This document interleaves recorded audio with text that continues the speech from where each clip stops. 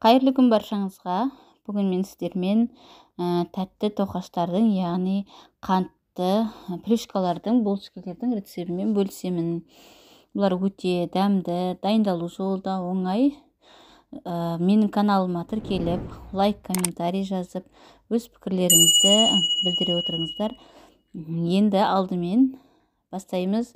Апарасын дайындап аламыз, яғни біздің булочкамыздың плюшкалерімізге бірінші апара дайындаймын. Ол үшін бір шай қасық, яғни қатты толтырған жоқпын, мен ашытқыны алып, оған аздаған қант салдым, яғни бір қасықтың жобасындай қант шай қасықпен, 2 қасықтай ұн салдым. Осы ұнға аздаған жылы сүтті қосып, аздаған су қосып, солай апарасын дайындап аламыз. Яғни қазір көтерілдіріп дайындап қойып қоямыз. Осылай барлық арасындағы түйір-түйірлерін бәрін езіп, жақсылап сөйтіп қойып қоямыз. Жылы жерге мінекей болды. Енді апарамыз 10 минуттай тұрды, 5-10 минуттай.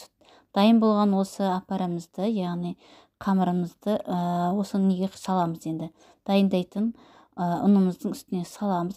Бос ыдысқа салдым, құйып алдым да, одан кейін ерітілген сары майды, жылы сары майды құйдым.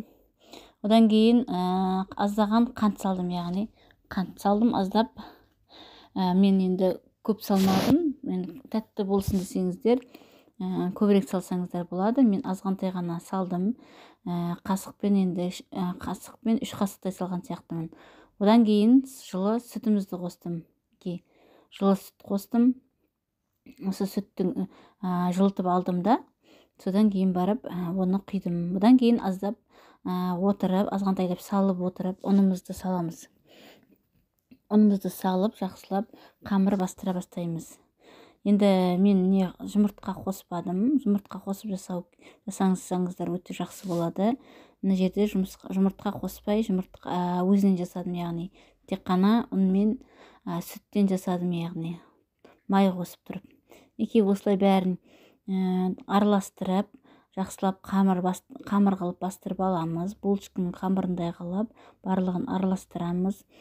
Мінекей осылай. Мен енді бірінші қасықпен араластырдым, одан кейін қолыммен илеп отырып, мінекей осындай қатты да емес, өте сұйық та емес қамыр бастырып шығардым. Мінекей осылай. Осыны қойып қоямыз. Енді аз уақытқа тындырып, 1 сағаттың көлеміне мен қойып қойдым, тындырып. Мінекей енді 1 сағаттан кейін осындай қамырымыз көтеріліп, жақсы болып тұрды. Булочкаға дайын. Мінекей осылардың барлығын енді шағын бөліктерге, яғни булочка болатындай қылып, бөліктерге бөліп, барлығын аламыз. Яғни көз мөлшерімен ғана өлшедім мен. Сіздер енді висаға салып өлшесеңіздер де болады. Әркім өзі не қарайды. Мен осылай көз мөлшерімен бәрін біркелкі қылып неғып шықтым. Дөңгелектетіп шығардым. Мінекей булочкаларымыз осындай болып тұрды. Азғантай аз уақыт көтерілдіріп қойдым да, одан кейін мінекей бастай бастадым плюшкамызды дайындауды. Осылай қолымызбен басып аламыз да, азғантай май жағамыз ортасына. Одан кейін алып, қасықтың көп емес, шай қасықтың ішімен ғана азғантай қант салдым. Сөйттім де осылай орайсыздар. Одан кейін тағы бір бүктейміз. Сосын сол бүктеген жерімізден осылай қамырымызды кесемізде жүрек қылып шығарамыз. Көріп тұрсаңыздар, күшті болып шықты булочкамыз. Жүрек болып. Осылай барлығында жасап шығамыз, яғни қамырымыздың. Алдымен жайып аламыз. Осылай қолымызбен жақсылап жайып алып, одан кейін сұйық майымызды, яғни щеткамен жақсаңыздар да болады. Енді осылай жағып алғаннан кейін азғантай қант себеміз, яғни қасықтың ішімен ғана септім. Көп қант сеппедім, өйткені қант көп болса да бір нелеу болып тұрады да, сулау болып па, біртүрлі болып тұрады, сол үшін көп сеппедім. Одан кейін мінекей осылай ортасынан бөлесіздерде бүйтіп айналдыра қоясыздар өстіп. Сонымен жүрекшелеріміз дайын. Мінекей мен пісіріп алдым. Булочкамызды 180 градуста жарты сағаттай пісіріп алдым. Булочкамыз дайын, күшті болып шықты, үлпілдек.